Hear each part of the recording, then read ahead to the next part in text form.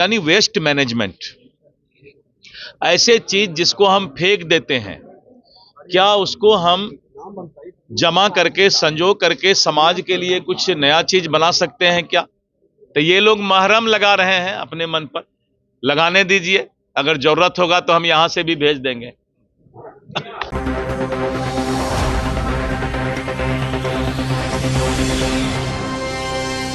नमस्कार, आप देख रहे हैं पीटीएन न्यूज़ और मैं हूं आपके साथ प्रभाकर पांडे। भारतीय जनता पार्टी के प्रदेश अध्यक्ष दिलीप जायसवाल ने प्रधानमंत्री के मन की बात को सुना और उन्होंने कहा कि जिस तरह से मन की बात में प्रधानमंत्री नरेंद्र मोदी ने कहा है कि गौरैया जो चिड़िया है वो विलुप्त होते जा रहा है, उसको किस तरह से बचाया जाए, इस पर उन्होंने चिंता जाहिर की है। साथ ही साथ विश्व के कई देशों में भारतीय रह रहे हैं, सभी भारतीयों से प्रधानमंत्री ने यह आह्वान किया है कि भारत के प्रति प्रेम रहे और आपस में एकजुट होकर रहें। इस तरह से विश्व में सभी जगह रह रहे भारतीयों को लेकर उन्होंने आह्वान किया है, प्रधानमंत्री नरेंद्र मोदी ने आह्वान किया है।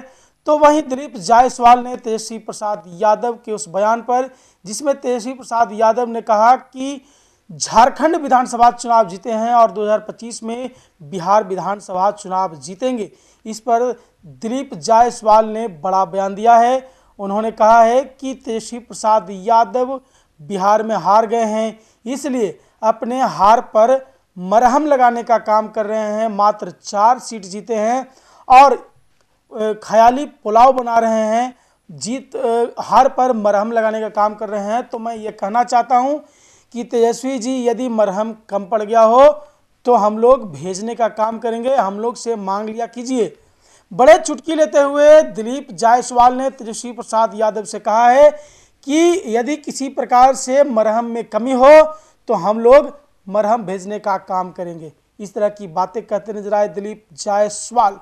तो क्या कुछ कहा है, छोड़े जाते हैं आपको उनकी बातों के साथ। देखिए, मैंने पहले ही कहा कि आप लोग निकालते नहीं है, जब मैं बोलता हूं तो आप लोग निकालिए भी, कि उस आदमी ने थेथरोलॉजी की डिग्री ली हुई है। कोई थेथर हो जाए, अब 4 सीट हार गए, उसके बाद भी बोल रहे हैं कि हम कॉन्फिडेंट हैं। शाहाबाद और मगध की धरती पर हारे हैं, इस बात को भी ख्याल रखें। और उन्होंने अपना सब तर्कस निकाल लिया।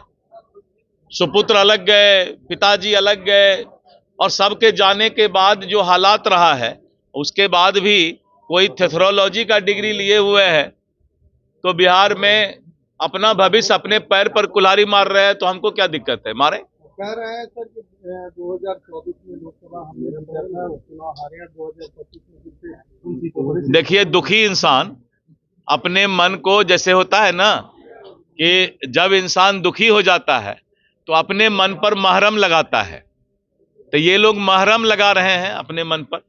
लगाने दीजिए, अगर जरूरत होगा तो हम यहां से भी भेज देंगे।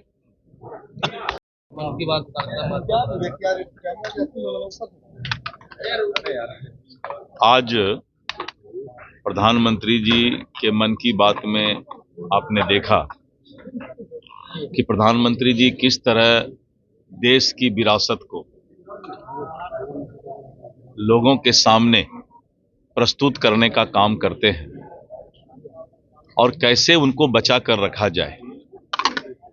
और गौरैया चिड़िया, जिसके बारे में आपने देखा कि उन्होंने जो प्रयास करके गौरैया चिड़िया को बचाया जा सकता है, जो धीरे धीरे विलुप्त जाति में जिसकी गिनती होने लगी है, तो उन्होंने कहा कि गौरैया चिड़िया को भी कैसे बचाया जा सकता है।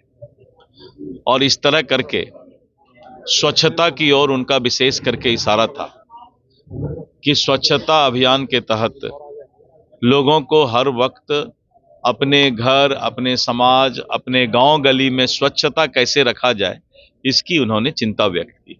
विशेष करके 2 बात उन्होंने कहा कि एक पेड़ मां के नाम, जब तक इकोसिस्टम हमारा मजबूत नहीं रहेगा, हमारा पूरा वातावरण जो है जिसमें कि हम जीते हैं, सांस लेते हैं, अगर वो स्वच्छ नहीं रहेगा, तो इसलिए उन्होंने आह्वान किया है एक पेड़ मां के नाम।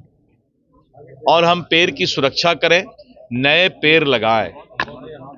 और एक बात जो बहुत उन्होंने कहा स्पष्ट तौर पर कि घर में जो हमारा कपड़ा सिलाई होता है, जो कतरन बचता है, उस कतरन का भी यानी वेस्ट मैनेजमेंट, ऐसे चीज जिसको हम फेंक देते हैं, क्या उसको हम जमा करके संजो करके समाज के लिए कुछ नया चीज बना सकते हैं क्या?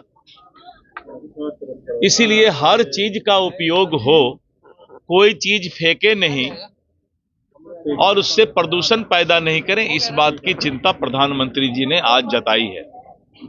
तो प्रधानमंत्री जी एक तरफ जहां पर्यावरण, दूसरे तरफ जो विलुप्त होती हुई जातियां और स्पैरो के बारे में उन्होंने, गोरैया के बारे में बताया, वहीं पर स्वच्छता के लिए समाज में कैसे जागरूकता लाया जाए और हरे भरे पेड़ लगा करके इकोसिस्टम को कैसे मजबूत किया जाए, इसकी चिंता उन्होंने व्यक्त की है।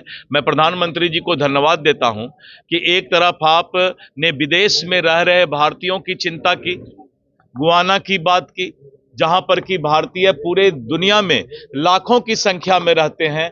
उनका मकसद यही है कि भारतीय जहां भी पूरे दुनिया में हैं, सब लोग एकजुट होकर रहें और भारत से प्यार करें, इस बात की भी चिंता उन्होंने दिखाई। तो मैं प्रधानमंत्री जी को धन्यवाद देता हूं कि इतने सूक्ष्म तरीके से आप देश का प्रबंधन कर रहे हैं, ये बहुत बड़ी बात है। ये देश निश्चित रूप से 2047 में विकसित होगा, मैं ऐसी कामना करता हूं और प्रधानमंत्री जी को धन्यवाद देता हूं।